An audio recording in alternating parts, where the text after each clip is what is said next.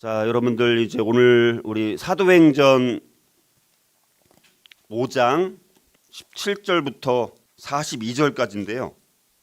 우리 17절부터 20절까지만 읽고 제가 설명하면서 같이 나누도록 하겠습니다. 자, 17절부터 같이 읽겠습니다. 시작. 대제사장과 그와 함께 있는 사람, 즉 사두개인의 당파가 다 마음에 시기가 가득하여 일어나서 사도들을 잡아다가 옥에 가두었더니 주의 사자가 밤에 옥문을 열고 끌어내어 이르되 가서 성전에 서서 이 생명의 말씀을 다 백성에게 말하라 하매. 아멘. 예, 여러분들 미리미리 좀 여러분 성경 우리 사도행전 계속 이렇게 순서대로 나가니까 좀 미리 읽어주시면 좋을 것 같아요. 자, 우리 오늘 사도행전 5장 17절에서 42절을 살펴볼 텐데요. 이미 사도행전 4장에서 한번 박해가 있어가지고 감옥에 베드로와 사도 요한이 잡힌 적이 있었습니다. 그런데 또 하나님께서 또 풀려나게 해주셔가지고 또 그 이후에 또 엄청난 기적의 이런 사건들이 진행이 됐는데요. 자, 오늘 이제 이 두 가지 그러니까 시련을 통해서 초대교회가 성장을 하는데 사도행전 4장에 한번 이 박해가 있었고요. 그다음에 사도행전 5장에 또 시련이 또 오게 됩니다. 또 사도들이 갇히게 되는 그런 시련을 또 맞이하게 되어지는데요. 우리가 지난번 초대교회 이야기 11번째에서 또 살펴봤던 그때도 같은 그런 핍박에 대해서 우리가 어떻게 해야 되는지 살펴봤었는데 세상의 배척과 핍박 앞에서 이건 복습하는 거니까 한번 다시 읽어드릴게요. 성령 충만함으로 당당하게 담대하게 예수 그리스도의 이름을 높여야 된다. 그때 베드로와 제자들이 그렇게 했다라는 것입니다. 그리고 두려움 없이 진리, 특별히 십자가와 부활의 메시지를 우리가 증거를 해야 된다. 그리고 세 번째는 영혼에 대한 사랑으로 예수 그리스도의 구주되심을 증거해야 되는 것을 우리가 살펴봤었고, 또 그렇게 당당하려면 어떻게 되느냐, 흔들리지 않는 믿음을 가져야 된다. 분명한 또 우리가 증거를 갖고 있어야 된다. 하나님과 사람을 대하여 우리가 부끄러움이 없어야 한다. 예, 같은 맥락으로 오늘 또 이런 주제를 같은 주제이기 때문에 다시 한번 말씀을 드린 거고요. 자, 오늘 이제 초대교회 이야기 이제 16번째입니다. 16번째. 그래서 이제 체포돼서 사도들이 이제 신문을 당하는 이 사도들. 그런데 또 기막힌 하나님의 섭리로 또 석방되는 과정. 또 석방되자마자 계속해서 하나님 말씀을 증거하고 집에 있든지 성전에 있든지 간에 말씀을 전하는 그런 사역을 제자들이 하는 것을 이제 보게 되어지는데요. 자, 그래서 우리가 오늘 주제는 그렇다면 이 내용을 통해서 감옥에 갇히고 또 매를 맞고 채찍을 맞는 이런 고통을 당합니다. 제자들이, 사도들이. 그래서 이런 핍박과 환난을 당할 때 우리가 어떻게 해야 되느냐. 우리 그리스도인은 환난과 너무나 밀접하게 관련이 있습니다. 진주도 병든 조개 속에서 아주 귀한 진주가 나오거든요. 그래서 고난 속에서, 환난 속에서 우리 기독교의 복음은 오히려 환난과 시련과 역경을 통해서, 박해를 통해서 더 단단하게 세워지는 것을 보게 됩니다. 우리의 신앙도 마찬가지입니다. 모든 것이 뭐 잘 되고 형통하고 그러면 그게 물론 뭐 축복이라고 할 수도 있겠지만 우리가 단련되고 또 환난을 겪고 고난을 겪고 이렇게 해서 자꾸 이제 진주로, 정말 아름다운 진주로서의 성도로서 우리가 자꾸 이제 단련되어지게 되면 우리가 이제 더 하나님 앞에 쓰임 받게 되어지는 것을 이제 보게 됩니다. 예수님도 붙잡히시던 전날 밤에 제자들에게 사람들이 나를 핍박하였은즉 너희도 핍박할 터이요, 세상 사람들이 너희를 미워할 것이요 사람들이 너희를 추례할 것이다. 이렇게 이제 말씀을 합니다. 그러니까 우리 그리스도인들이 받는 고난, 물론 우리가 그거를 이제 뭐 바라는 약속은 아니죠. 그러니까 고난 받는다는 것이 주님께서 우리에게 일종의 뭐 약속처럼 하신 거예요. 근데 우리가 고난 받기를 좋아하는 사람이 있습니까? 없습니까? 고난 받기를 좋아하는 성도는 없습니다. 그러나 우리가 고난을 겪을 때 그 안에 또 깊은 하나님의 섭리를 통해서 하나님의 뜻을 헤아리게 되고, 그리고 오히려 오늘 제자들 보면, 사도들 보면 채찍질 맞고 나와서 오히려 기쁨으로 충만해서 계속 또 말씀을 전하는 모습을 우리가 보게 됩니다. 그러니까 이게 우리 인간의 힘으로는 안 되는 거죠. 성령의 엄청난 역사가 있었고 또 초대교회 또 정말 뜨거운 성령의 충만한 역사가 있었기 때문에 가능한 일이 아니었을까. 우리도 우리 힘으로는 절대 안 됩니다. 그렇죠? 우리 힘으로는 절대 안 됩니다. 성령의 능력에 힘입을 때만 우리가 가능한 것을 보게 되어지는데요. 자, 그래서 우리가 이런 부분들 특별히 첫 번째 그 나면서부터 못 걷게 된 사람을 고친 걸로 인해서 그때도 하나님께 쓰임 받아서 엄청난 기적을 행하고 나서 산헤드린에 끌려가 갖고 이제 핍박을 받게 된 것이죠. 감옥에 갇히고. 자, 오늘도 마찬가지로 또 그 앞에 우리가 지난번 살펴봤던 내용이 뭡니까?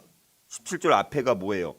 엄청난 표적과 기사가 많이 일어나 가지고 막 심지어 막 병든 사람도 다 낫고 더러운 귀신 이런 사람들이 다 나음을 얻는, 또 마찬가지로 그때는 나면서부터 못 걷게 된 사람을 고치고 나서 이 박해를 받았는데 이번엔 또 엄청난 또 표적과 기사를 행하고 나서 또 갇히게 되는 것입니다. 그러니까 두 번째 이 핍박과 환난도 마찬가지로 이제는 또 앞에 시도했던 이 산헤드린 이 유대 종교 지도자들이 처음에 사도 베드로랑 요한을 잡아가지고 이걸 해결하려고 했는데 또 안 돼가지고 그랬더니 지금 또 막 이 사도들 보니까 인기가 막 치솟는 거예요. 자기들이 지금 막 주도를 해야 되는데 갑자기 느닷없이 저 거지 같은 이 학문도 못 배운 것 같은 이런 사람들이 막 사람들한테 막 인기를 얻고 호응을 얻으니까 오늘 17절의 말씀에 뭐라고 나온 거였어요? 대제사장과 그와 함께 있는 사람 즉 사두개인의 당파가 다 마음에 뭐가 가득하여? 시기가 가득하여 일어났다 이렇게 말씀합니다. 그러니까 자기들한테 사람들이 관심을 갖고 호응해주기를 바라는데 갑자기 사도들이 막 정말 하찮게 여겼던 사람들의 호응을 얻고 인기를 얻으니까 기분이 막 상한 것입니다. 시기하게 되어져요. 그러니까 이 인간들 그냥 두면 안 되겠다. 그래서 감옥에 가두게 되는 이런 일이 일어나게 되는 것입니다. 그러니까 참 이 당 예수님 당시도 그렇지만 이 사도들 당시에도 뭐 사두개인들, 뭐 바리새인들, 뭐 대제사장 이런 사람들 보면 사실 뭐 오늘날 목회자와 비슷한 거예요. 사실 오늘날 목회자도 마찬가지로. 그러니까 이게 남 일이 아닌 거예요. 남 일이 아니라는 것입니다. 자, 그래서 여기 이제 대제사장이 나오잖아요. 여기 대제사장이 나오는데 이 대제사장은 우리가 가야바라고 볼 수 있습니다. 가야바. 우리 여기 누가복음 3장에 보면 안나스와 가야바가 대제사장으로 있을 때 하나님의 말씀이 빈들에서 되게 오랫동안 원래는 안나스가 제사장이었는데 이제 이게 또 로마 입장에서 말을 잘 안 들어갖고 이제 가야바로 이제 바뀌어 버립니다. 가야바는 안나스의 또 사위이기도 하죠. 그래서 이 사람이 이제 AD 18년부터 37년경까지 대제사장으로 임명돼서 이제 있었습니다. 그러니까 지금이 AD 한 30년에서 33년 요 사이 때 일어난 일이니까 여기 대제사장은 가야바 이렇게 우리가 이런 역사적 맥락과 함께 살펴볼 수가 있는데요. 자, 그래서 사도들이 기적을 행하는 엄청난 권능을 행하고 또 담대함으로 설교를 하고 또 하나님의 임재를 엄청나게 경험했지만 자, 그렇다고 해서 그들 가운데 핍박으로부터 자유로운 것은 아니다라는 것입니다. 우리 그리스도인들이 엄청 능력을 행하고 엄청난 기적을 행하고 하나님 앞에 엄청나게 쓰임 받는다라고 해서 우리의 삶이 늘 평안하고 그냥 기쁨만 있고 좋은 일만 있고 그런 것은 아니라는 것입니다. 오히려 오늘 이 엄청난 그 앞에 17절 앞에 있는 표적과 기사를 행하는 엄청난 일을 했는데 옥에 갇히고 매를 맞고 또 비방받고 자, 이런 일들을 당하게 된다라는 것입니다. 자, 그래서 우리가 이런 것들을 그러면 믿음으로 살아가면서 우리는 항상 다른 사람들로부터 믿지 않는 사람들로부터 특히 늘 좋은 반응을 기대할 수가 없다는 것입니다. 그러니까 그걸 아예 그냥 마음의 포기를 물론 그렇다고 이제 우리가 뭐 사람들한테 늘 비방만 받는 게 아니라 우리 선한 일을 통해서 사람들한테 칭찬을 받기도 이제 해야 되겠지만 어찌됐든 그래서 늘 사람들한테 좋은 대접을 받기를 아예 기대를 하지 않는 것이 더 낫다라는 것입니다. 그래서 어느 정도 부정적인 반응을 있을 수밖에 없다라는 사실들을 우리가 인정하고 우리가 살아갈 필요가 있다라는 것입니다. 자, 그러면 우리가 오늘 주제는 그러면 이런 핍박과 환난을 당할 때 우리 그리스도인들은 어떻게 해야 하느냐라는 것입니다. 자, 첫 번째는요. 사람보다 최우선적으로 하나님께 순종해야 합니다. 사람보다 최우선적으로 하나님께 순종해야 된다는 것입니다. 자, 다시 붙잡혀 갖고 막 예수를 전하지 말라는 명령을 받았던 사도들은 그러나 그렇다고 복음 선포하는 것을 멈추지 않았다는 것입니다. 어떤 인간의 권위보다 우월하신 하나님께 순종하는 모습으로 반응을 보인 것을 이제 보게 됩니다. 자, 오늘 29절을 보면 한번 같이 읽어볼까요? 29절. 자, 29절 한번 읽어보겠습니다. 29절.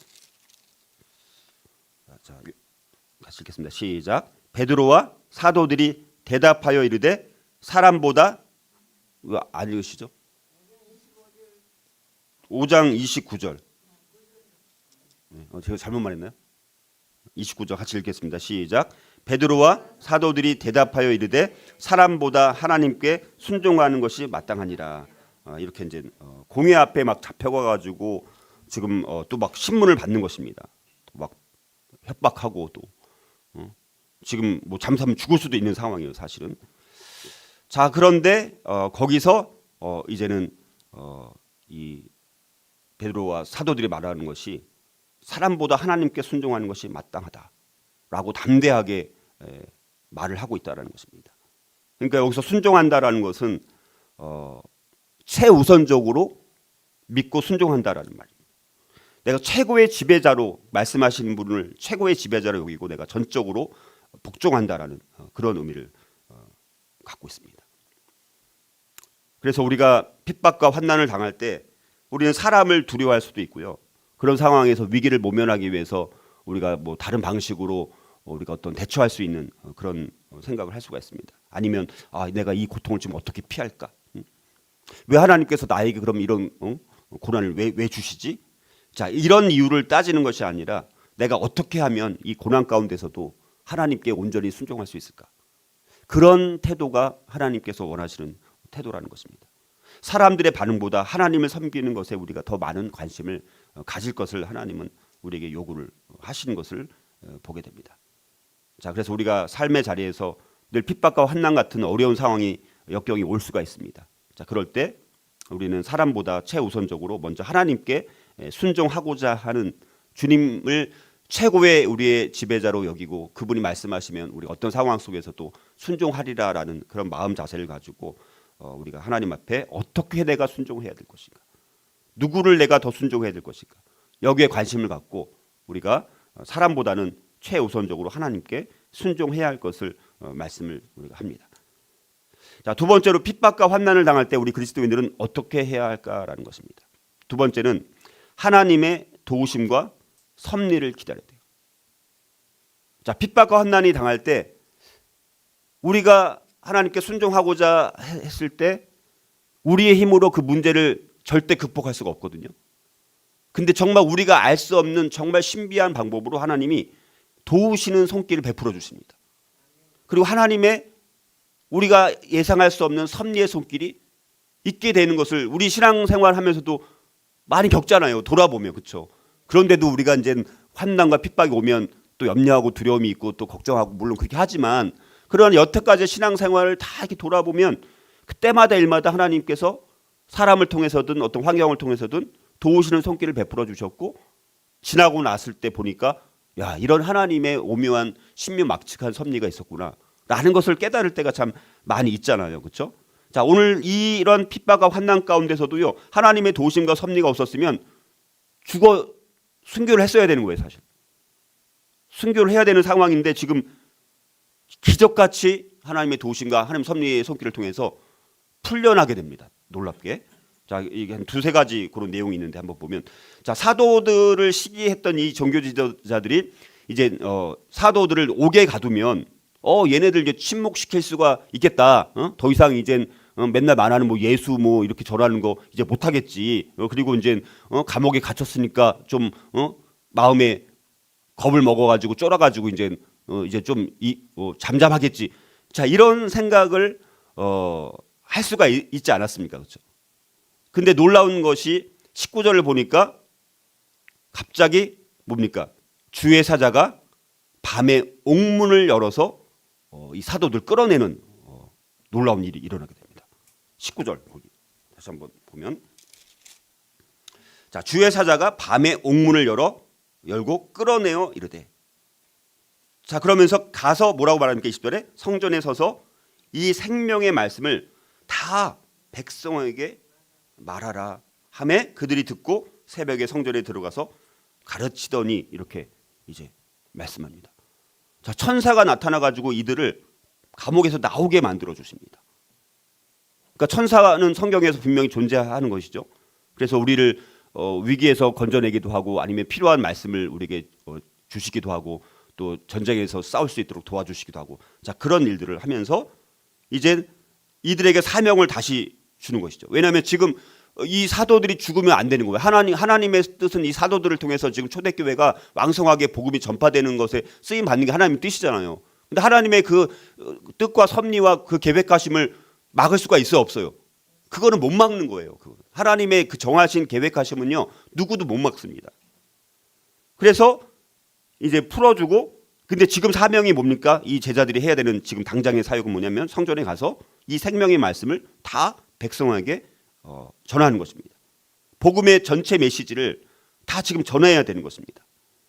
그리고 모든 사람들한테 다 들을 수 있도록. 그래서 한밤중에 천사들을 통해서 기적적으로 이 하나님의 대언자들, 지금 대언의 사역을 계속 감당해야 되는 이 사도들을 풀어주게 됩니다. 자, 이렇게 핍박과 환난 가운데서도 하나님은 이런 도우심을 통해서 하나님의 일들을 감당하도록 하신다는 것입니다. 자, 이런 첫 번째 도우심이 있었고요. 자, 두 번째는요, 옥에서 이제 풀려났습니다. 그래서 생명의 말씀을 이제 가르치다 보니까 갑자기 또 옥에서 이 사도들이 사라진 거예요. 그래서 사람을 보내가지고 또 이제 사내들인 이 공회 앞에 이제 데리고 오는 거예요. 왜냐면 지금 사내들인 공회는 지금 계속 중요한 상황인 거예요. 지금 막 초대교회 때 상황이 좀 급박하니까 거기서 이제 붙잡혀서 이제 사내들인 그 멤버들 앞에서 얘네들 이 사도들을 또 막 따지는 것입니다. 자, 그런 상황 속에서도 또 사내들인 공회한테 잡혀가 가지고 다시 거기서 복음을 또 증거하게 됩니다. 그러니까 이 사내들인 이 멤버들이 지금 사도들이 저항하고 또 사도들이 말하는 이 복음에 대해 듣고 그걸 받아들이기는커녕 지금 크게 놓여가지고 자기들 이 아킬레스건 같은 데를 지금 건드리니까 거기서 지금 죽이려고 마음을 사실 먹은 거죠. 근데 그때 참 기가 막히게 누가 나서는 거예요? 가말리엘이라는 사람이 나오죠. 가말리엘. 그렇죠? 자, 거기 33절을 보니까 그들이 듣고 크게 놓아요. 어떻게 했다고요? 사도들을 없이 하고자 했어요. 어떻게 했다고요? 막 열받아 가지고 사도들 어떻게 하려고 했다고요? 없이 하고자, 죽이려고 지금 한 거예요. 죽이려고 한 거예요. 근데 여기서 가말리엘이 만약에 나서지 않았으면 죽을 수도 있는 상황인 거예요. 그래요, 안 그래요? 예. 그래가지고 지금 이 가말리엘이 중재를 갑자기 예상치 않았던 거기다가 지금 어마어마하게 저명한 사람입니다. 사도 바울도 가말리엘 무언하에서 배웠다라고 말씀하잖아요. 엄청나게 존경을 받고 사람들한테 상당히 이제 인정을 받는 그 사람이 나서가지고 중재를 하면서 이게 기적같이 상황이 없이 하고자 하는 상황에서 반전이 되는 거예요. 그래서 이 가말리엘이 또 말하는 요지를 보니까 와, 이거는 그 당시에는 최고의 중재 말을 한 거예요. 그러니까 이렇게 최고의 중재 말을 하니까 나머지 이 사내들인 멤버들이 거기서 가말리엘이 말이 옳다고 다 받아들인 거예요. 지금 금방 사도들 죽이려고 했는데 가말리엘의 중재를 듣고 그 말이 맞네? 이렇게 상황이 급전되고 있다라는 사실입니다. 근데 이 가말리엘의 요지가 뭐냐? 지금 이제 일종의 지금 사도들을 보니까 사람들이 구름대처럼 몰려드는 거예요. 사도들한테. 그러니까 일종의 혁명처럼 이제 여겨질 만한 일인 거예요. 그런데 그동안 과거에 보니까 혁명들은 있었는데 그러나 있다가도 사라지는 것이다. 생명이 생기기도 하지만 사라지기도 한다. 그래서 이 한 가지 문제에 잘못 우리가 이 사내들인 공의회가 휘말렸다가 나중에 우리한테 큰 화가 있을 수 있다. 이건 문제가 될 수 있다. 그리고 이런 일이 그냥 이미 과거에 있었던 여기 뭐 드다 그다음에 뭐 갈릴리 유다 뭐 이런 사람 나오는 그런 일들처럼 아마 하나님의 그런 뜻이 아니면 그냥 이렇게 잠깐 있다가 이제 사라지는 어떤 그런 일시적인 현상으로 끝나게 될 것이다. 이렇게 이제 그런 요지로 이제 말을 하게 됩니다. 그래서 이제 예를 드는 것이 19절 아니 어디입니까? 거기 36절에 보면 이전에 드다가 일어나 스스로 선전하며 사람이 약 400명이나 따르더니 그가 죽임을 당하며 따르던 모든 사람들이 다 어떻게 됐다고요? 흩어져 없어졌어요. 그 다음에 37절에 그 후 호적할 때 갈릴리 유다가 일어난 백성을 꿰어 따르게 하다가 또 그도 망한 즉 따르던 모든 사람들이 또 흩어졌느니라. 두 가지 사례를 들면서 물론 이제 여기 뭐 드다라는 사람이 요세푸스 말에 의하면 뭐 AD 40년 뭐 45년 뭐 그 당시 그러니까 이거는 시대적으로 지금은 AD 30년 33년 요때 일어난 일인데 요 드다라는 사람이 요세푸스가 인용한 사람은 40년대 후반에 나오는 사람이거든요. 그러니까 40년대 나오는 사람이거든요. 그래서 아마 그런 그 드다가 아니라 여기 이제 그다음에 여기 보니까 갈릴리 유다라는 사람 나오잖아요. 요게 이제 AD 6년 이후에 뭐 시리아에서 이제 총독이 인구 조사를 하고 뭐 이럴 때 혁명을 뭐 이렇게 반란을 일으켜 가지고 로마군에 진압된 이런 갈릴리 유다라는 사람이 있습니다. 그러니까 아무튼 그 AD 그러니까 이제 뭐 30년 이전이죠. 그러니까 한 뭐 2, 30년 전에 있었던 그런 혁명과 반란을 일으켰던 드다 뭐 혹은 갈릴리 유다 뭐 이런 사람이 있었는데 그런데 그런 사람들이 그렇게 막 사람들이 구름대처럼 그때도 일시적으로 몰려다녔지만 하나님의 뜻이 아니니까 자연스럽게 어떻게 됐다라는 거예요. 없어졌다는 거잖아요. 그렇죠? 여기서 말씀하는 게 흩어져 지도자가 사라지니까 모든 사람들이 흩어져 없어지는 거예요. 막 유혹해갖고 사람들을 막 인기를 얻다가 망해버리니까 따르던 모든 사람들이 다 흩어졌느니라 이렇게 이제 말씀을 하는 것입니다. 그러니까 지금도 마찬가지라는 거죠. 이렇게 지금 사도들이 지금 인기를 얻어갖고 사람들이 구름대처럼 몰려들지만 근데 이 사람들이 정말 혹시라도 하나님의 뜻으로 하나님이 세우신 사람일 수도 있지 않을까라고 이제 가말리엘은 약간 긍정적으로 사실 생각한 게 있습니다. 사실. 그러니까 하나님께서 그때 역사하신 것이죠. 그런데 이런 폭동 같은 이런 혁명 같은 요 반란 같은 이런 사람들이 인기를 얻는 이런 일들이 하나님의 뜻이 아니라면 앞에서 드다 사건 때처럼 사람들이 다 흩어지고 지도자가 사라지니까 갈릴리 유다 때도 인기를 얻다가 사라지니까 지도자가 사라지니까 다 흩어졌던 것처럼 지금 잠시 이렇게 인기를 얻는 것 같지만 하나님의 뜻이 아니면 자연스럽게 사람들이 다 흩어져 버릴 것이다. 자 이렇게 말을 하니까 우리가 들어도 이건 상당히 우리한테 호소가 돼요 안 돼요? 호소가 되는 거잖아요. 그러니까 받아들일 만한 사실인 것. 그리고 잘못했다가 진짜 이게 뭔가 이게 하나님의 뜻을 거스르는 일이라면 이거는 큰 문제가 또 되는 것 아닙니까? 아니면 뭐 다른 일로라도. 자 그래가지고 이제 하나님의 뜻이라면 그냥 자동으로 없어지든지 또 지금 인기를 얻더라도 이건 일시적인 현상이다. 그리고 잘못 건드렸다가는 문제가 될 수도 있다. 이제 이런 식으로 이제 이야기를 이제 하게 된 것입니다.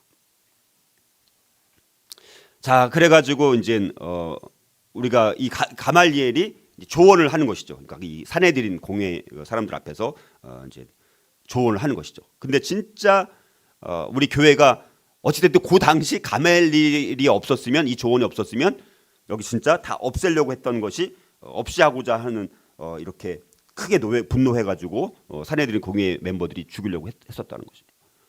근데 이 바리새인 가말리엘이 사람들을 정죄하는 일에 조심해야 된다 이렇게 조언하고 하나님의 주권적인 관점에서 우리가 이런 상황을 잘 대처해야 된다. 교회 승인에 대한 하나님의 허락이 있는지의 증거를 잘 진지하게 살펴봐야 된다. 사내들인의 결정이 진리에 대한 자기들의 해석에 따른 열심으로 인해서 하나님의 뜻을 거스를 수 있다는 두려움을 이런 거를 이제 다 아주 그냥 논리 정연하게 또 설득력 있게 다 표명을 하게 되니까 그러니까 사람들이 거기서 그 바리새인 이런 사두개인들이 막 분노해갖고 막 당장이라도 죽이려고 했던 그 사람들이 가말리엘의 말을 듣고 결국은 석방이 됩니다. 물론 이제 채찍질해서 석방을 하긴 하지만 기가 막히게 가말리엘이 요 당시에 그런 활동으로 이제 여기서 석방이 되는. 그래서 이 가말리엘이라는 사람이 사실은 그래서 좀 긍정적으로 기대를 하긴 했지만 이 사도들에 대해서 나름, 그런데 그게 즉시 이런 사도들의 마음에 같이 아예 했었으면 좀 더 나았을 텐데 그냥 나중에 그런 것까지 예수님까지 믿지는 않고 그냥 죽음을 맞이하게 되는 것은 좀 안타까운 일이죠. 어찌됐든 그러나 그럼에도 불구하고 하나님은 당시 가말리엘이라는 최고의 율법학자의 지혜를 통해서 사도들이 죽음을 면하게 해 주시고 석방될 수 있도록 하나님의 섭리 가운데 그렇게 행하셨다. 자, 그러니까 우리 둘째, 하나님의 도우심과 섭리를 우리가 핍박 환난 가운데 우리가 기다릴 수 있어야 된다. 또 우리가 예측하지 않는 방법을 하나님이 일하시는 거예요. 우리가 전혀 예상하지 않은 사람을 통해서 하나님이 역사하시는 거예요. 우리가 그걸 믿는 사람들이 그리스도인이라는 것입니다. 자, 세 번째는 핍박과 환난을 당할 때 우리는 그리스도인들은 어떻게 해야 되느냐? 세 번째는요, 핍박과 환난을 당함을 기쁘게 여길 수 있어야 돼요. 40절, 41절을 보면 사도들은 이제 복음을 전파하다가 죄인으로 이제 취급받아가지고 이제는 가말리엘이 그래도 당연 정말 기가 막힌 중재로 채찍에 맞기까지 모욕을 당하면서 풀려나게 됩니다. 그런데 그거를 기뻐했다라고 말씀을 합니다.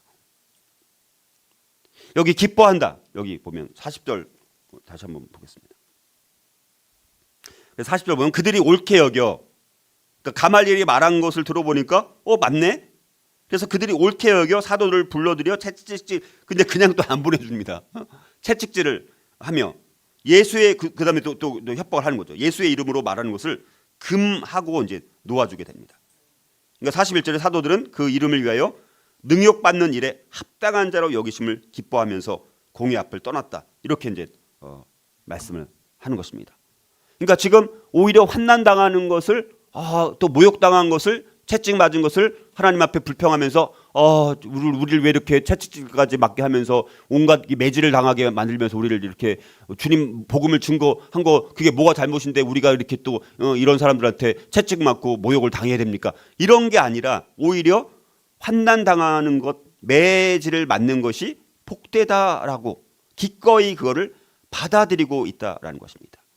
예수님께서 그리고 이미 산상수훈에서 그리스도로 인해서 핍박을 당하면 기뻐하고 즐거워하라 이렇게 말씀하신 바가 있습니다. 그러니까 사도들은 이미 그런 것들을 다 알고 있는 거죠. 그렇죠? 이제는 다 경험을 몸소 한 것이고, 그래서 그거를 아주 환난 당하는 것을 기쁨으로 여기고 있다는 것입니다. 주님으로 인해 고통받는 것을 오히려 기쁨으로 여기고 있다는 것이죠. 정말 저와 여러분들도 만약에 주님으로 인해서 고통을 받고 환난을 당하는 것을 진짜 기쁨으로 여기고 있을까? 이건 저는 쉬운 건 아닌 거예요. 그렇죠? 여전히 환난과 고난이 있으면 그걸 피해 주시거나 왜 이렇게 또 고난을 당하게 하십니까? 주님을 위해서 이렇게 열심히 헌신하고 살아가는데 왜 제 인생이 이렇게밖에 안 돼요?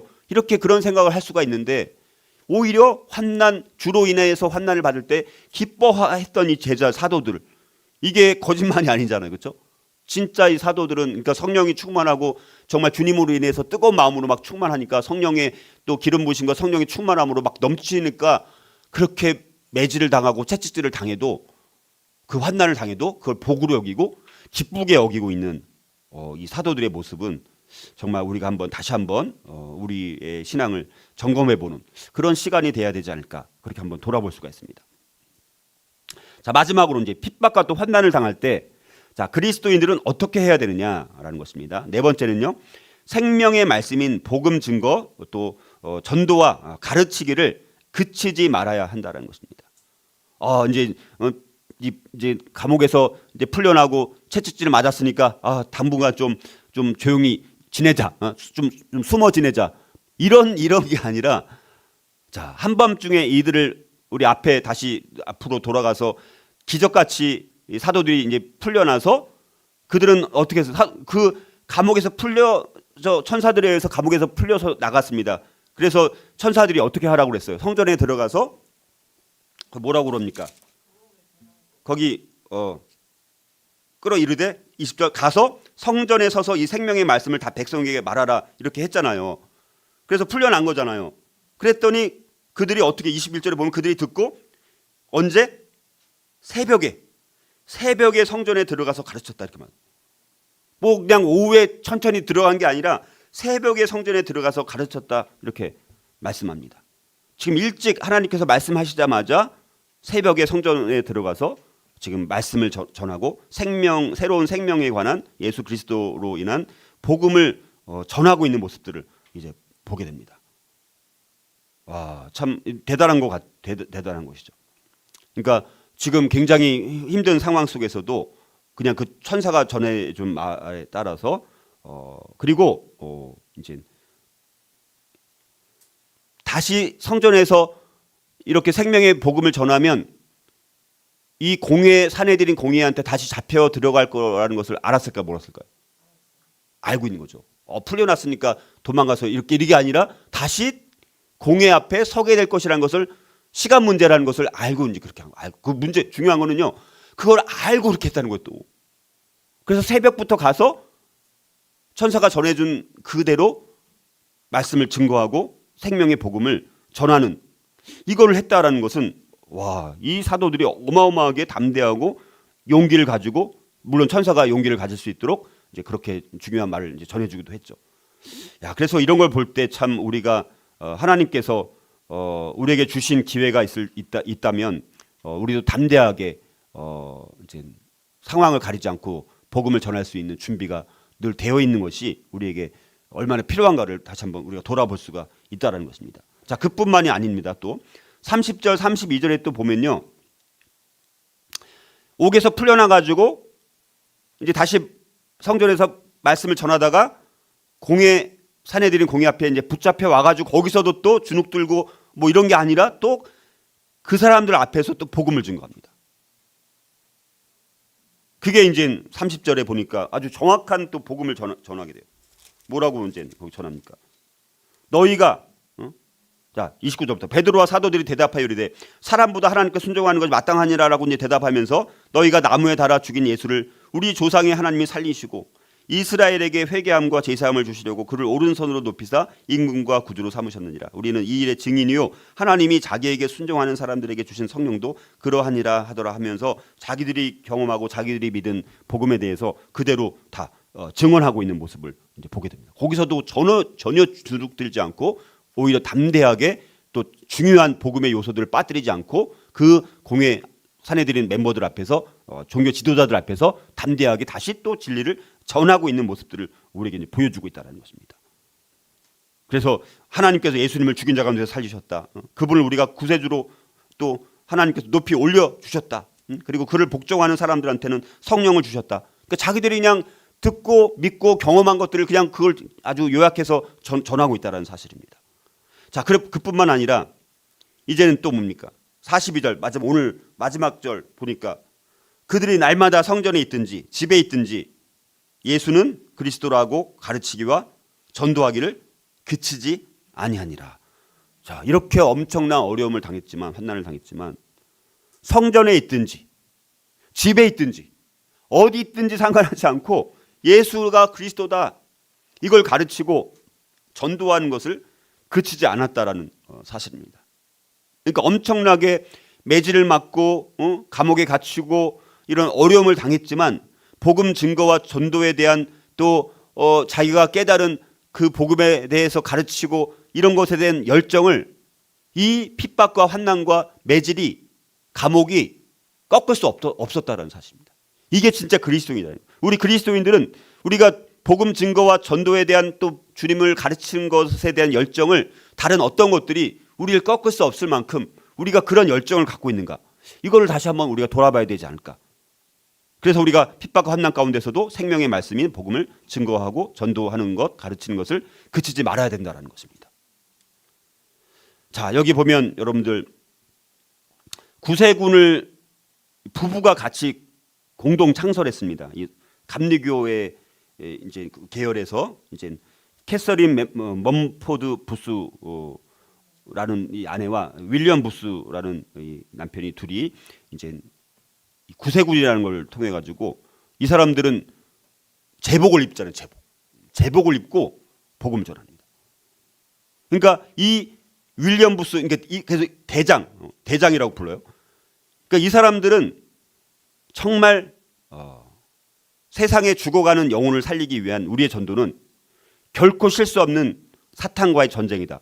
이렇게 말하면서 정말 쉬지 않고 늘 복음을 전하는, 전도하는 그런 일을 이 창시자가 그렇게 합니다. 그래서 어느 날 어떤 아주 높은 장군의 이제 집에 뭐 이렇게 무슨 일 때문에 이제 방문을 하게 되는데 그 장군이 이제 집에 없는 거예요. 그래서 그 장군의 아내가 이제 나와가지고 장군님은 지금 이제 그 잠시 뭐 쉽니다. 뭐 이런 식으로 이제 얘기를 했어요. 그랬더니 이제 이 윌리엄 부스 대장이 참 우리 장군님은 이렇게 쉬는 시간이라도 있어서 참 좋겠네요. 그러나 우리 진짜 그리스도인이라면 우리 그리스도인들의 전쟁은 휴전도 없습니다. 휴식도 없습니다. 또 돈을 받고 하는 것도 아닙니다. 그리고 그 돈은 아마도 하늘나라에서 그 이상의 것으로 받게 될 것입니다.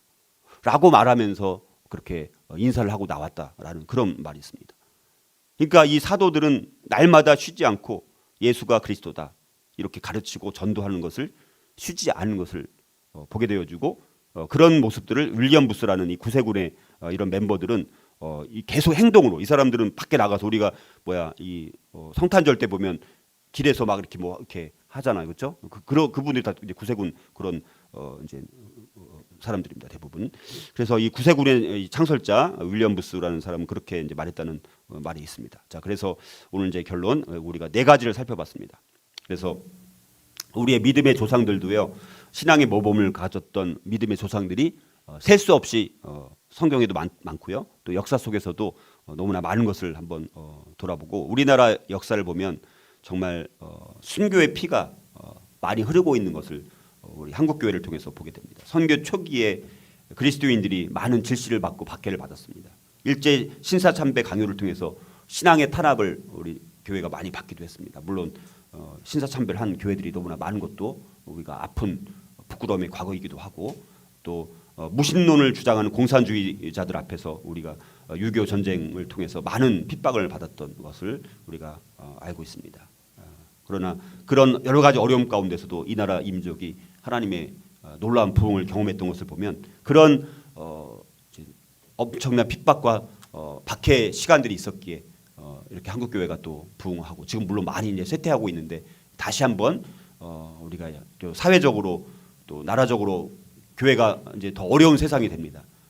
이렇게 편하게 정말 마음껏 예배할 수 있는 게 진짜 막연히 계속해서 가능할까라고 의심이 될 때도 많은 그런 상황 가운데 놓여져 있는 이런 상황 속에서 교회들이 다시 한번 이런 상황을 직시하고 다시 한번 신앙이 회복되어져서 교회가 바뀌지 않으면 교회가 변화되지 않으면 세상에 우리나라는 소망이 없습니다.